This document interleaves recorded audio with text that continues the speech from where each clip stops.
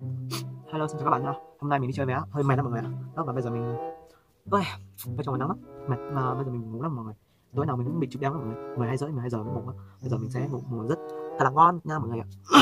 Mình mấy ngày nay mình hơi bị căng cứng đó chứ lại mọi người. Mệt thật luôn á, thề luôn. Và bây giờ không nói gì xăng nữa, mình sẽ đi ngủ ngay bây giờ nha. Và bye bye mọi người nha. Mừng lắm con được các bạn. Đó, mấy cây chứ. Ok, đây là cái nhãn một thật luôn.